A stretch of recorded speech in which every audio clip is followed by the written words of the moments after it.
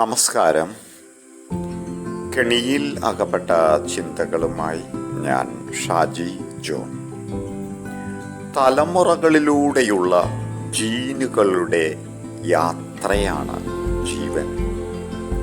ഈ ജീനുകളുടെ ഒരു ലഘു കാലഘട്ടത്തിലെ ട്രസ്റ്റുകൾ മാത്രമാണ് നമ്മൾ ഓരോരുത്തരും. ജീൻ എന്ന പാറ്റേൺ ഒരാളിൽ നിന്ന് സ്വീകരിച്ച് മറ്റൊരാളിലേക്ക് എത്തിക്കുന്ന ലഘുദൂര ഓട്ടക്കാർ മാത്രമാണ് നമ്മൾ ഓരോരുത്തരും. കണ്ണികൾ മുറിയാതെ നോക്കുക എന്നതാണ് പ്രകൃതിയുടെ പരമകർത്തവ്യം. കണ്ണികൾ മുറിഞ്ഞാൽ അവിടെ ഒരു വർഗത്തിൻ്റെ നിലനിൽപ്പ് ഭീഷണിയിൽ ആകുന്നു. അങ്ങനെ ജീനുകൾ അനന്തമായ യാത്രയിലാണ്. ഈ പാറ്റേൺ കൈമാറുന്ന നമ്മുടെ യാത്രയോ ചിലർക്കെങ്കിലും മറ്റൊരു തലമുറയ്ക്ക് ജന്മം നൽകാൻ സാധിക്കാതെ യാത്ര അവസാനിപ്പിക്കേണ്ടതായി വരുന്നു. മനഃപൂർവം സന്താന ഉൽപാദനത്തിൽ പങ്കാളിയാകാതിരിക്കുക എന്നത് ഒരു പ്രകൃതി വിരുദ്ധതയാണ്.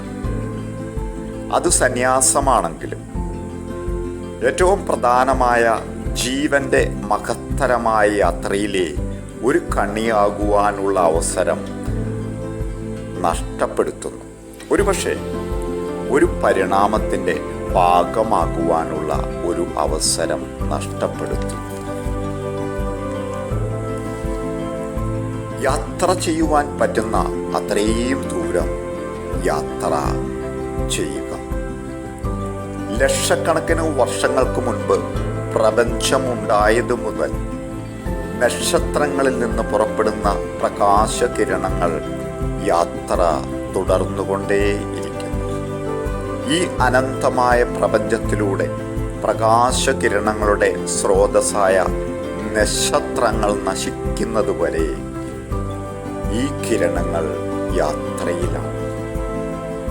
ഭൂമിയുടെ അന്തരീക്ഷമുള്ളിടത്തോളം കാലം വായുവും ജലവും യാത്ര ചെയ്തുകൊണ്ടേയിരിക്കും. നമ്മുടെ ഭൂമി സൂര്യന് ചുറ്റും യാത്രയിലാണ്. നമ്മുടെ സൗരയൂഥം ഉൾപ്പെട്ട ഗാലക്സിയും യാത്രയിലാണ്. അങ്ങനെ പ്രപഞ്ചത്തിലുള്ള എല്ലാം ഓട്ടത്തിലാണ്. ഇവയുടെയൊക്കെ ഓട്ടം എപ്പോൾ നിൽക്കും? നമ്മുടെ ഓട്ടം പോലും എപ്പോൾ നിൽക്കുമെന്ന് അറിയാത്ത നമ്മൾക്ക് ഇങ്ങനെയുള്ള ചോദ്യങ്ങൾക്ക് എങ്ങനെ ഉത്തരം കണ്ടെത്താൻ സാധിക്കും? നന്ദി. മറ്റൊരു ചിന്തയുമായി അടുത്ത ആഴ്ച കാണും വരെ ശുഭദിവസങ്ങൾ. നന്ദി. Please share and subscribe this YouTube channel. Thank you.